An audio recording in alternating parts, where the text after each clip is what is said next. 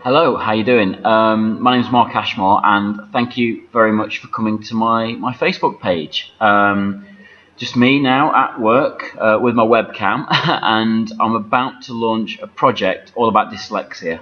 At the moment, the working title's Dyslexia and the Creative Mind, and hopefully it's something that you guys out there listening to this, can get involved in and support me on what is going to be a sort of 2-year odyssey of discovery. And this, I guess, is the first video and the beginning of that journey. So if you're watching this and you're on the Facebook page, thank you very much. I'm not going to take up loads of your time. I just wanted to introduce myself and tell you a little bit about the project and why I think it's important and why I want to do it, really. So I guess I should introduce who I am. So my name's Mark Ashmore, and I'm a filmmaker. My films are normally better than this, not just me talking into a webcam. But my entire career, I'm 36 now. I guess I would be thankful that I have dyslexia. Weird saying that, is because it's enabled me to think differently.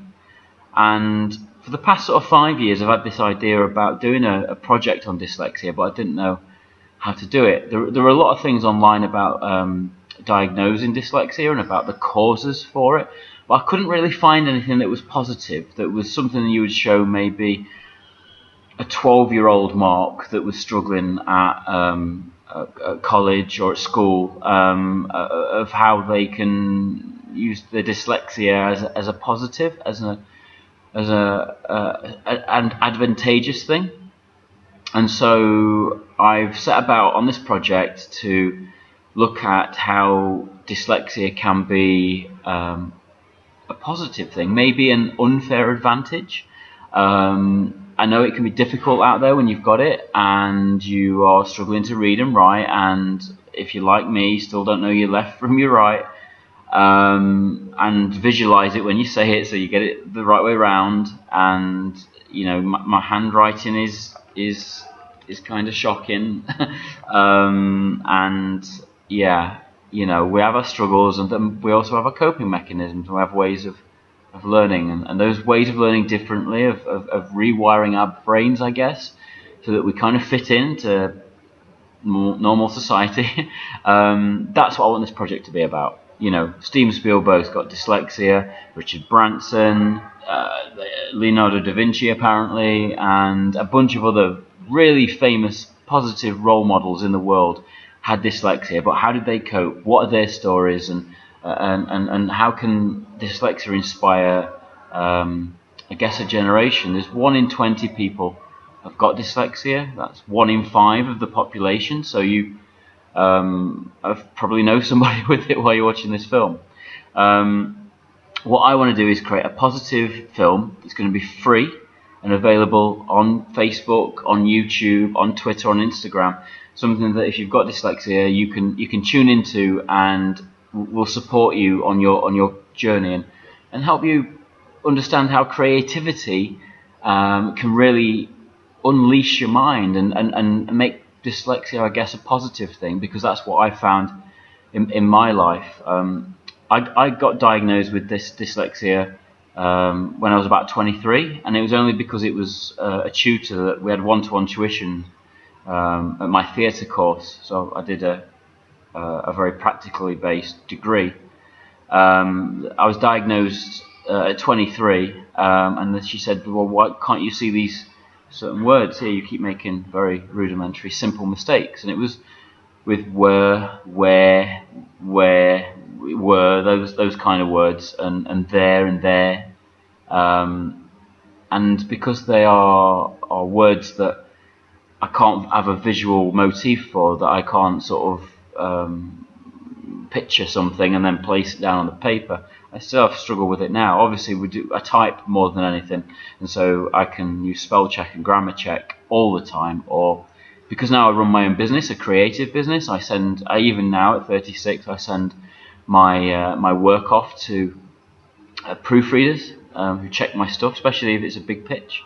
I find it easier to stand up in front of people and explain my ideas and draw pictures and things like that than to write it down, to articulate it. And I guess that should never be a barrier. And that's what I want this film to be about. So you're here listening to this because I want you to tell me your story. Tell me how you were diagnosed with dyslexia, how you have gone on your journey through life, and if dyslexia has held you back, and then maybe how you overcome it or overcame it.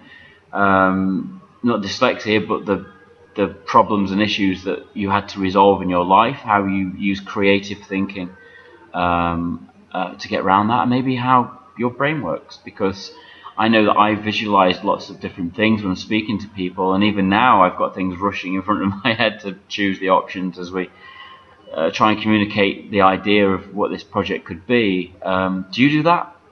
How does it work out for you out there? So I want to hear from you. We've got all this new digital technology. We're on Facebook.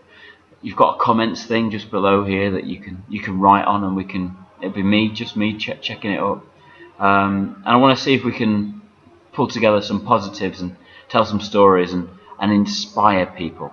That dyslexia is something you can overcome. You can create coping mechanisms, and you can learn new skills, but you can use it to your advantage. And what a great thing that is. And I want to hear from you. And I guess that's me wrapping that up now. We have a tagline at Future Artists, which is my little company that I founded in 2009, and it's still going 8 years on, and it's without deviation from the norm, progress is not possible. And I think that sums up how my brain works, really, that without deviation from the norm, progress is not possible. So thanks for listening. I've taken up a bit more time than I wanted to, but please leave comments below and let's begin this journey. Tell me your dyslexia story. Thank you very much. Thanks for listening.